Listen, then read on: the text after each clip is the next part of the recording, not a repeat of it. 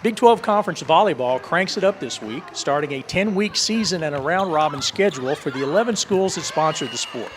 And as usual, conference play will be challenging. We've got a lot of teams with a lot of depth that is going to create a lot of great matches in our league. You know, each night that you're going to play maybe a top 10 team at least once a week. We had a run last year. We played top 7. 3 of our matches were all against top 7 teams. So that creates a little urgency on your side of the net, creates a competitive atmosphere. And Nebraska's kind of been, and Texas have been the teams to shoot for in the past. And that's created, I think, a lot of energy in other programs and created opportunity for us to try to make that jump. 3 Big 12 teams are highly ranked: Texas, Nebraska, and Iowa State.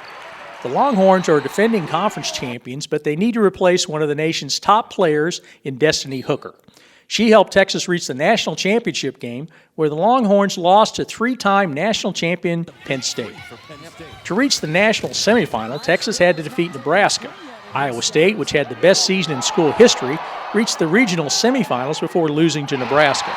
At the end of last season, the Huskers were playing as well as any team in the country, and Coach John Cook expects that to carry over to this season.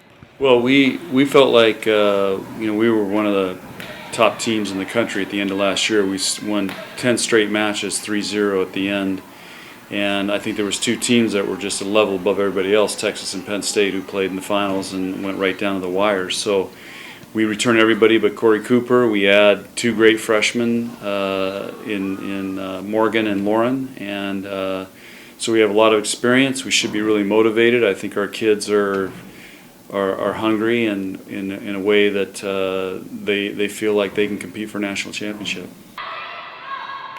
Nebraska, which has won 11 conference titles, prepped for the season with an off-season trip to China that afforded the Huskers extra time to practice and compete. It's such a huge advantage to go overseas because we're really together for a month, because you get 10 days of training before you go, and then we were over there for almost 19 days.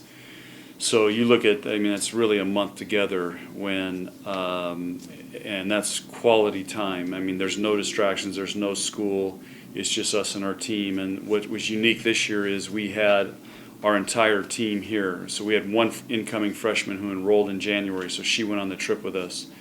So I've never had that experience where we've had our entire team on an international trip starting in the fall. The Huskers were picked by the coaches to finish first this season, with Texas finishing second. Iowa State, Oklahoma, and Missouri rounded out the top 5 in the preseason standings.